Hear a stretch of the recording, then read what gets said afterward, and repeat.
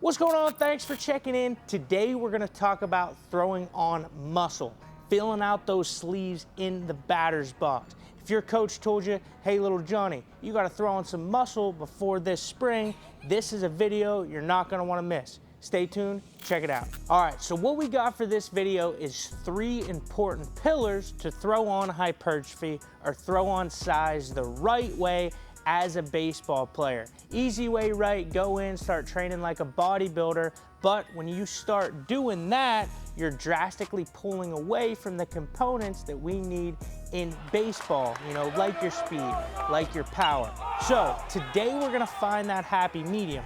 I'm gonna throw on a lot of size, but I'm also gonna maintain my speed, power, and strength. So let's get into these 3 pillars.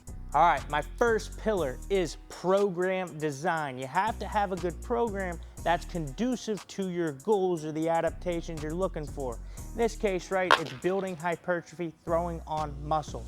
Like I said in the beginning of the video, it's very easy to do so if you say, hey, I'm just gonna take a bodybuilding style approach here to just throw on muscle fast. But I don't like to do that, and that's not gonna be your best bang for your buck when training for baseball performance. In my opinion, and what we do with athletes in here, you want hypertrophy, size to come on as a byproduct, mostly from your strength and power training. You can't be looking for the quick fix, because if you just train like a bodybuilder on one side and neglect all your strength, speed, and power work on the other side, your training is simply going to be counterproductive. Why? Because what's most important in this sport? Hitting balls harder, throwing them faster. If you train like a bodybuilder, that's not going to be conducive to those adaptations. So how do we do this?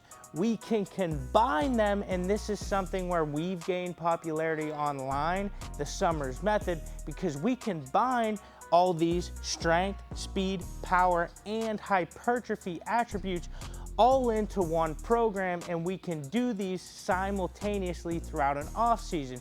So not only are you ready to play, ready to be explosive out on the field, but you also can throw on some serious muscle in an off season. So it's all gains in the right direction, because adaptation can work negatively and it can work positively. Such as, right, if you train just like a bodybuilder, you will get slower, you will become less explosive, etc. But we can do it all at the same time. And how we do that is we structure our daily program design sort of like this. So say, hey, we're coming in Monday hitting a leg day. We come in for our first block of training through the day. We can do a movement prep. We can pick 3 to 4 exercises, do 1 to 2 rounds. So there, we're getting our mobility in. And this can be like a 90-90 hip, a pigeon pump, etc. Then we can go on to our power work. These are very explosive movements at high intensities and low volumes. So on a leg day, right, we could do an explosive jump. 1 to 3 rounds, 2 to 6 reps on each exercise, but at super high intensity. Then you can come in and do your strength work, which is very important, right? We like to do our, our 5x5s, our 5x3s, etc. at high intensity, so super high weight at low volume. You can do a unilateral or a bilateral strength day. Mondays in here, Mondays on our app, we do a unilateral strength day on Monday. So a big split squat, reverse lunge, etc. There, right, we've built our mobility. We've built our power that we need in baseball. We've built our strength that we need in baseball. But where's the size at? It's okay to hit it on the same day at the end of a program as an accessory build complex. So every day, if you've been following along with the app, if you follow our YouTube videos, this last thing that we do before these guys head out of the door is a little hypertrophy building complex or an accessory building complex. And that is gonna be high volume at low intensity. So we go small joint exercise, small joint exercise, small joint exercise. So your A, B, and C. We'll go 3 rounds, and the research says for hypertrophy to build size, you want from 8 to 12 reps, stimulating reps. So we'll go through this, short breaks in between of 3 small joint exercises. We're hitting that hypertrophy at the end of the day. Why? Because we want our nervous system primed, ready to go, and electric at the beginning portion of the program when we're doing our most important performance-based activities. right, that cross over to baseball, your speed, power, strength. It's okay to hit that accessory build at the end of a program. So that's how you build a good program, design a good program. If you want a program that's already designed just like this, go ahead, get on our SummersMethod Plus app. You can get a free trial and a link in the description below. Takes all the guessing game out of it. But if not, if you don't have the means to support that, go ahead, design your program just like this. Pillar number 2, we're gonna talk about the technique and how you train, right? We got the good program. Now, what's the technique gonna look like for hypertrophy? Number 1, the most important technique is tempo.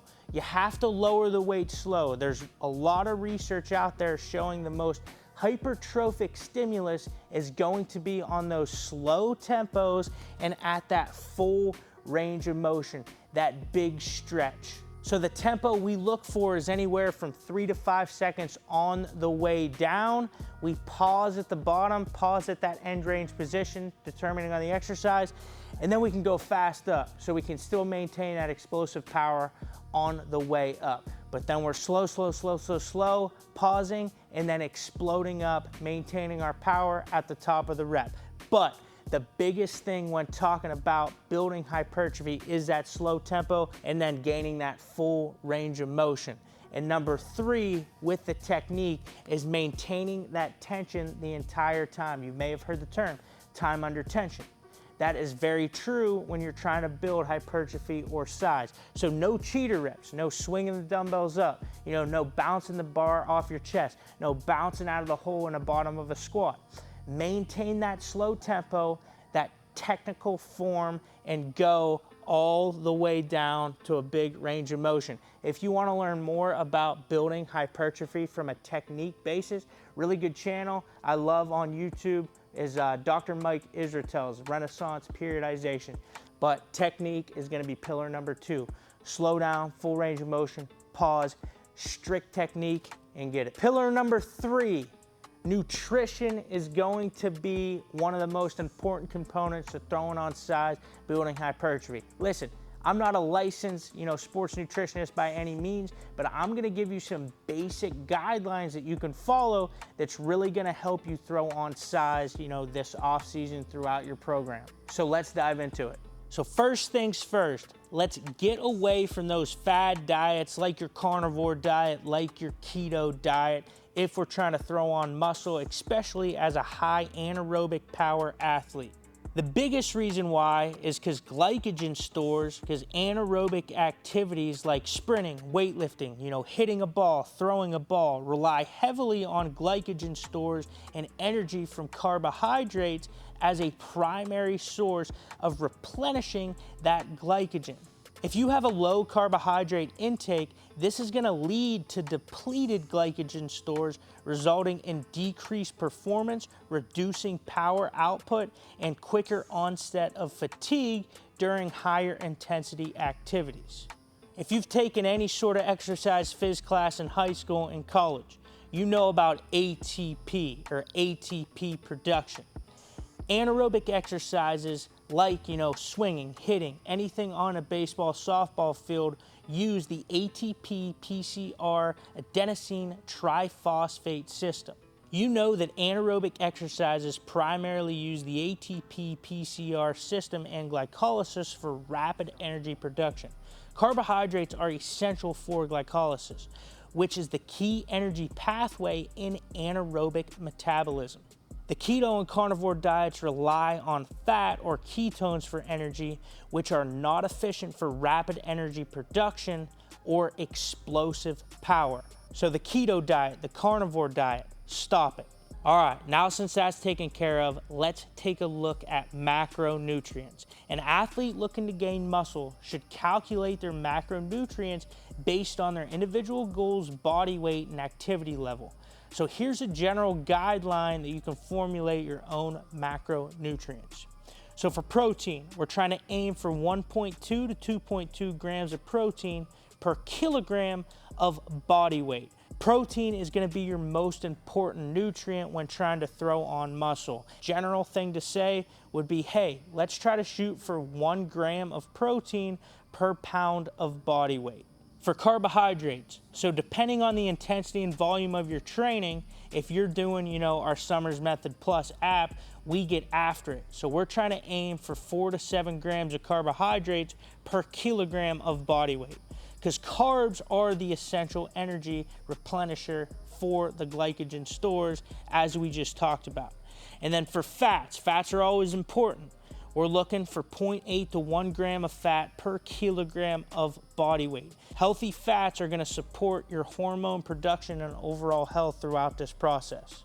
All right, so here's the steps to calculate your macros.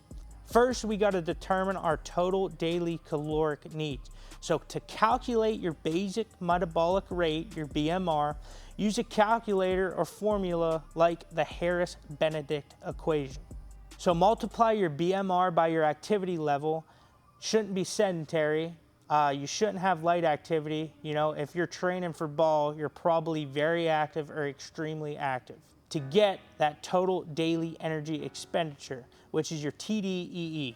Then we need to set a caloric surplus. If we're trying to gain weight, we need a caloric surplus, so we need to eat more calories or consume more calories than we put out per given day. So to gain muscle mass, we're looking to add about 250 to 500 calories to your total TDEE. Then we have to distribute those macros for proteins, fats, and carbohydrates. So like I said, multiply your body weight in kilograms by 1.2 to 2.2 to get your daily protein intake in grams.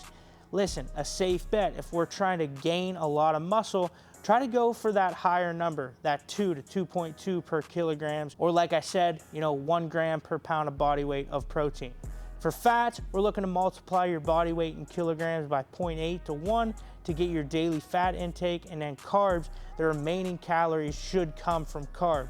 Calculate this by converting the grams of proteins and fats into calories. 1 gram of protein equals 4 calories, 1 gram of fat roughly equals 9 calories. So subtract these from your total daily caloric intake and then divide by 4 to get the grams of carbohydrates. All right, so back from the top briefly. Say you're 170 pounds, you wanna put on some muscle. Calculate your BMR using that Harris-Benedict equation. Multiply your BMR by activity level to get the TDEE. So let's assume that your TDEE is approximately 2,700 calories for this example. Set your caloric surplus. To gain muscle mass, like I said, put 250 to 500 calories to the TDEE. We'll use a 400 calorie surplus for this. So total daily calories for muscle gain, we're gonna go 2,700 plus 400 to get 3,100 calories you should be consuming. For protein, go ahead, consume your 170 grams of protein a day.